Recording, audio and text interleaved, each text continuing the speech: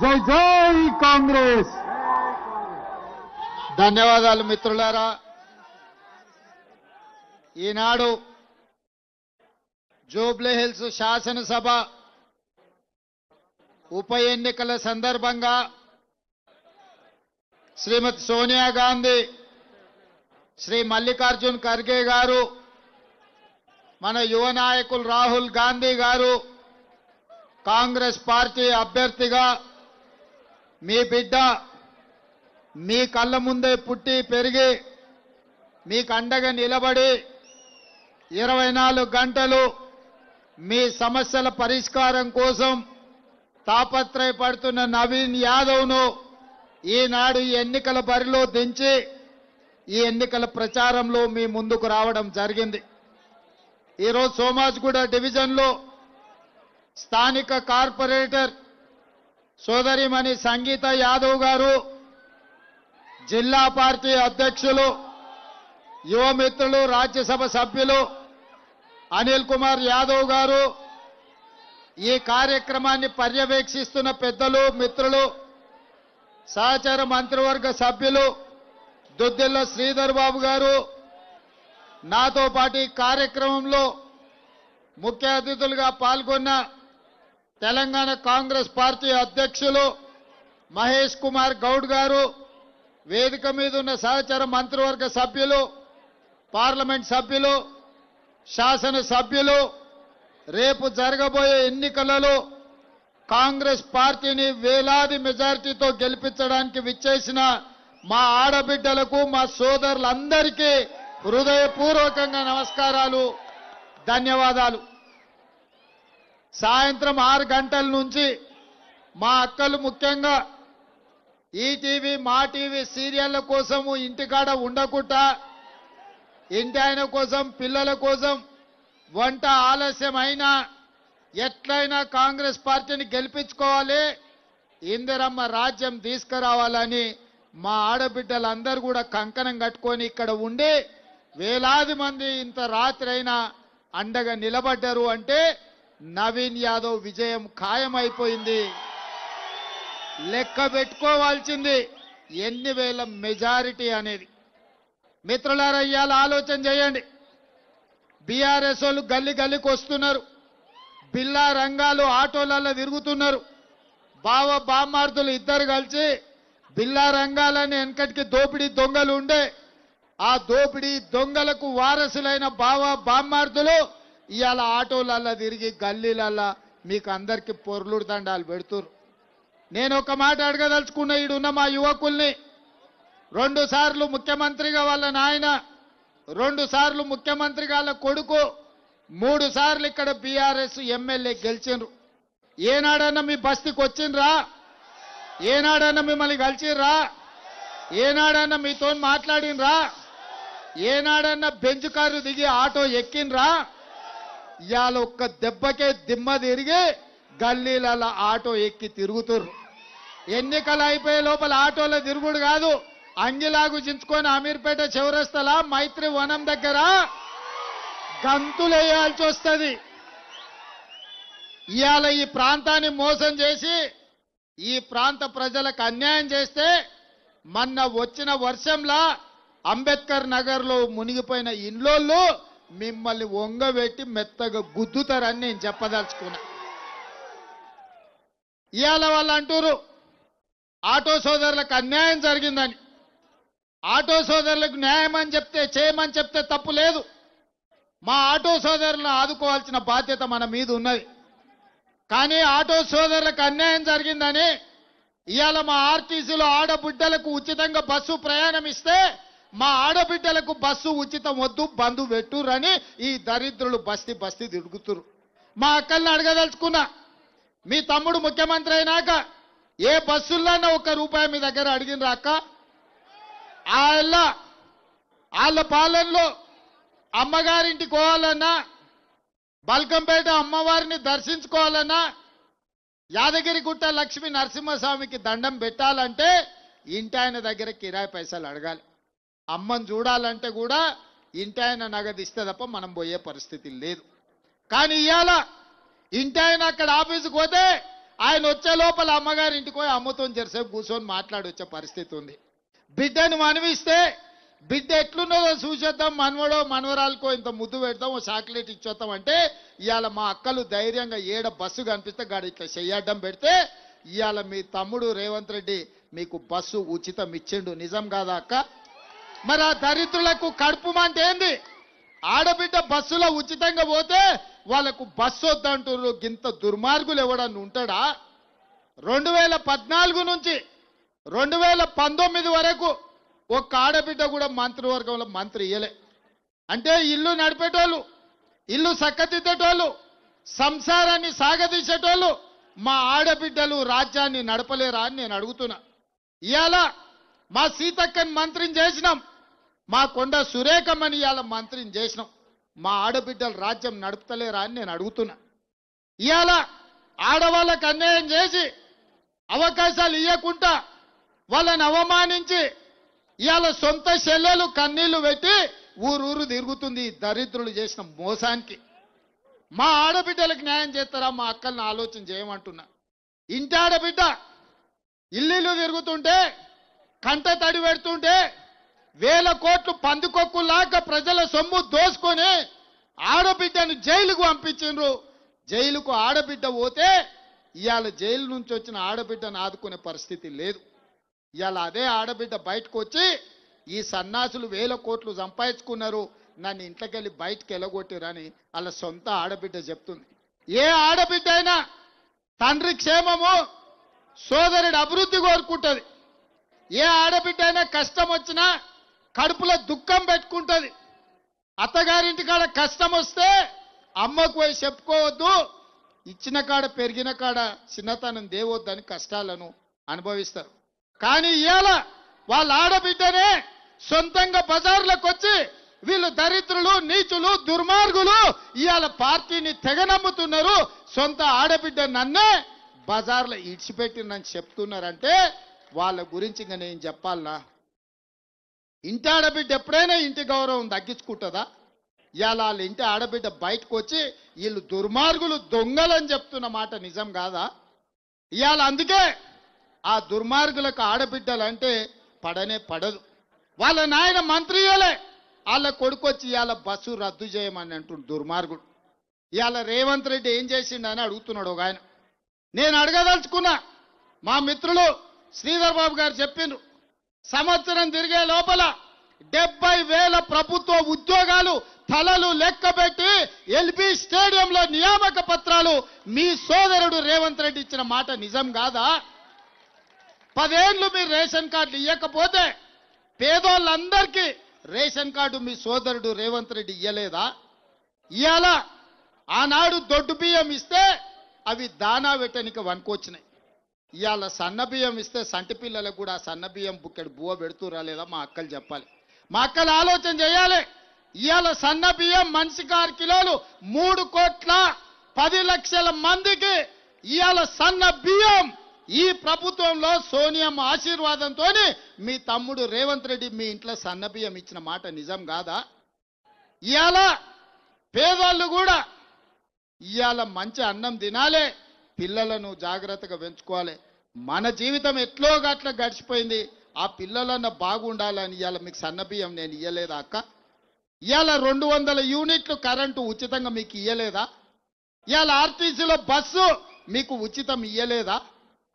మరి ఇవాళ మీ బస్తీలలో అభివృద్ధి పనులు చేయాలని నేనంటే ఎవరన్నా మీ మనిషి, మీ సిపాయి ఉండాలనా లేదా?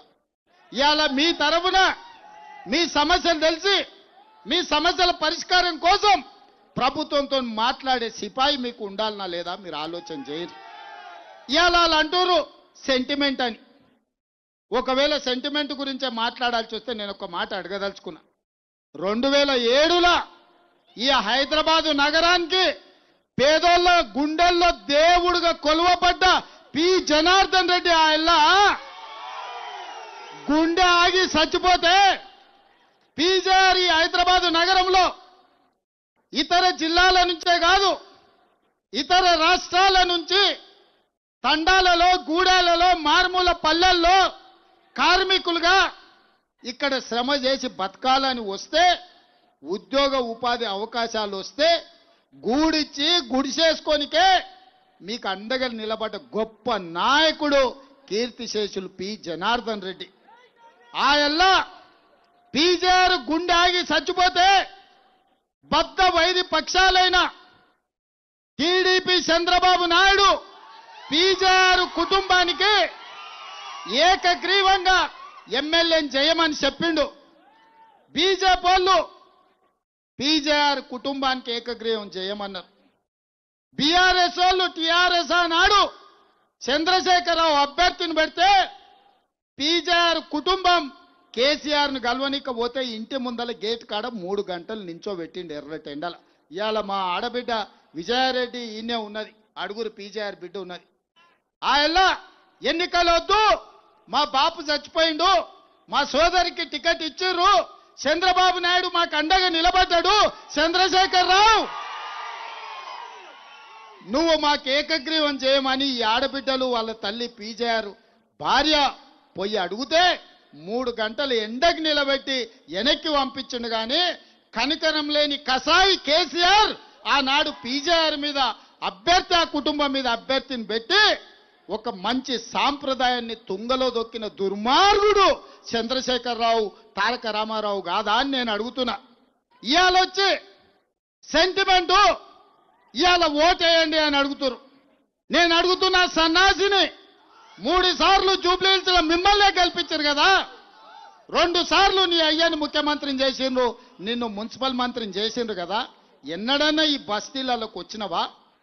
గాయల్లో వానొస్తే నీళ్లు నిండితే నేను ముఖ్యమంత్రి ఉండి వచ్చి బస్తీలలో తిరిగిన, అమీర్పేట చౌరస్తాలో నిలబడి ఎందుకు ఈ ప్రాంతం మునిగిపోతుంది, కృష్ణకాంత్ పార్కు నుంచి యూసుఫ్ కూడా, వెంగళరావు నగర్, సోమాజిగూడ, అమీర్పేట ప్రాంతంలో పేదోళ్ళు సంపాదించుకున్న ఇండ్లు నీళ్లలో మునుగుతుంటే ముఖ్యమంత్రిగా నేను వచ్చి ఆ సమస్యకు పరిష్కారం చూపించాలని రోడ్లు వలగొట్టించి మీ ఇండ్లకు నీళ్లు రాకుండా సాఫీగా నీళ్లు పోయేటట్టు చేసిపోయినా.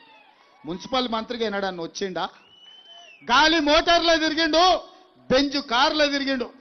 ఇవాళ మాత్రం రబ్బ చెప్పులు వేసుకొని ఆటోలలో తిరుగుతుండు. ఆటోలలో తిరిగి ఏం చెప్తుండే? ఇవాళ ఆడబిడ్డలకు బస్సు రద్దు చేయమని చెప్తుండు. ఇంతకంటే దుర్మార్గుడు ఎవడన్నా ఉంటాడా? అందుకే వాళ్ళని బిల్లా రంగాన్ని దొంగలతో పోల్చిన. మీరేమంటారు సోదరులారా? బిల్లా రంగాలే కదా, ఆ బిల్లా రంగాలు బస్తీకి వస్తే గిట్ల కరెంటు పోలు చూసి కట్టేయరు, భాష సినిమాలో కట్టేస్తారు కదా, గట్ల కట్టేసి కరెంటు షాకు పెట్టుర్రి. 10 ఏళ్ళు చేసింది ఏందో చెప్పమని అడుగుర్రి. 2 సార్లు ముఖ్యమంత్రి మున్సిపల్ మంత్రికి అవకాశం ఇస్తే మా బస్తీలకు ఏం చేసినామని లెక్క అడుగురు. ఇవాళ కంటోన్మెంట్లో ఉప ఎన్నికలు వస్తే శ్రీ గణేష్ను గెలిపిస్తే 4,000 కోట్ల రూపాయలు మంజూరు చేసి 30 ఏళ్ల నుంచి తీరని సమస్యల్ని ఆర్మీ వాళ్ళతో మాట్లాడి భూమి తీసుకొని ఇవాళ ఎలివేటెడ్ కారిడార్లు కట్టిస్తున్నాం. అక్కడ ఆర్మీ ల్యాండ్లో కట్టుకున్న పేదోళ్ళకి ఇవాళ పట్టాలు ఇవ్వడానికి ప్రయత్నం చేస్తున్నాం.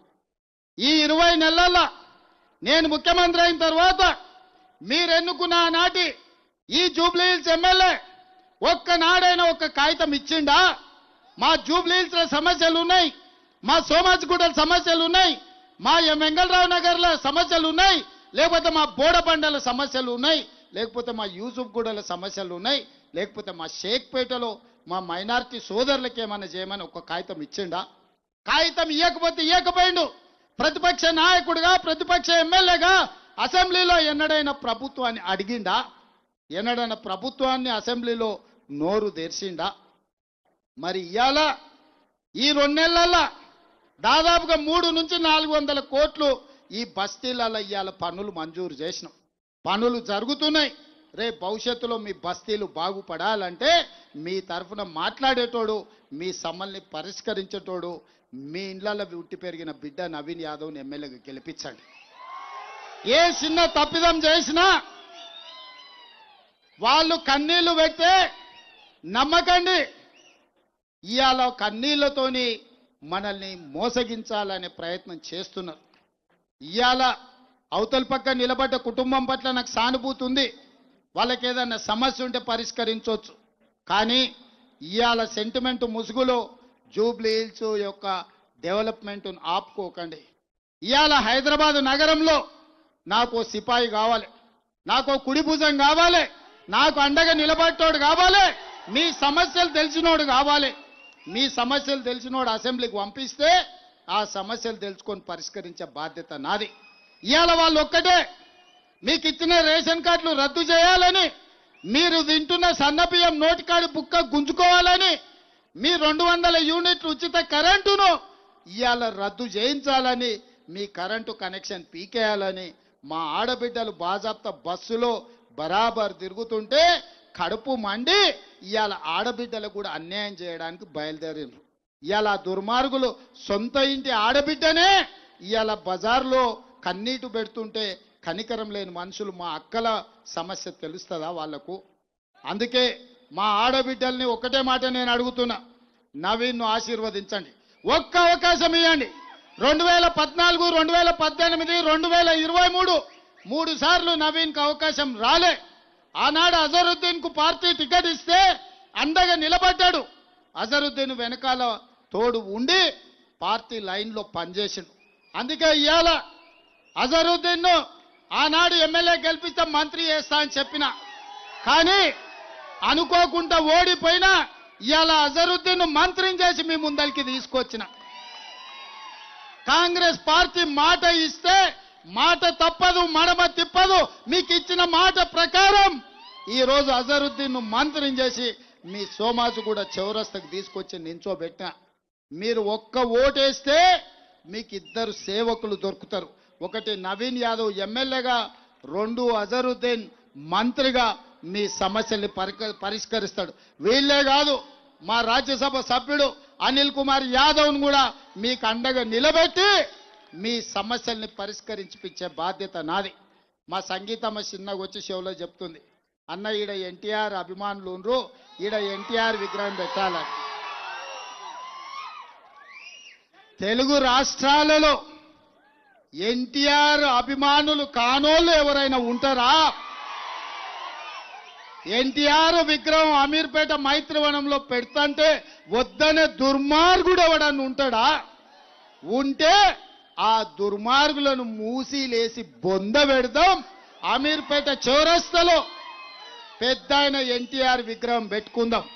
పెట్టుడు కాదు, నేనే వస్తా, నేనే ముఖ్యమంత్రిగా పెద్ద ఆయన ఎన్టీఆర్ విగ్రహాన్ని ఆవిష్కరించే బాధ్యత నాది.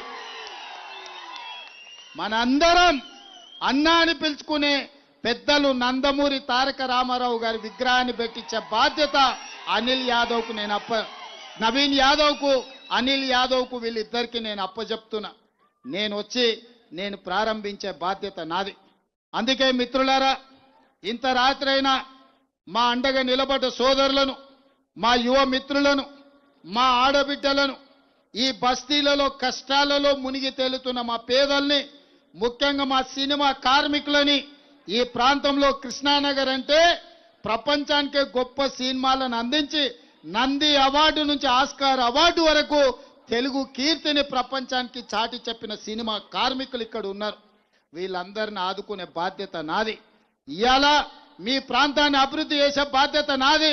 ఇంకా 3 ఏళ్లు కాదు, ఆ తర్వాత 5 ఏళ్లు, మొత్తం 8 ఏళ్లు తెలంగాణ రాష్ట్రంలో కాంగ్రెస్ పార్టీ అధికారంలో ఉంటుంది. మీ సమస్యల్ని పరిష్కరిస్తుంది, మీకు అండగా తోడుగా ఉంటుంది. మీరందరూ ఆశీర్వదించండి, ఈ ప్రాంతాన్ని అభివృద్ధి చేసుకోండి. అభివృద్ధిలో భాగస్వాములు కావాల్సిందిగా కోరుకుంటూ మీరందరూ నాకు మాట ఇవ్వాలి. ముఖ్యంగా ఇక్కడ ఉన్న యువకులు, ఈ రోజు నుంచి మీరు నిద్రపోవద్దు. ఈ రోజు నుంచి ఒక్క నిమిషం వృధా చేయొద్దు.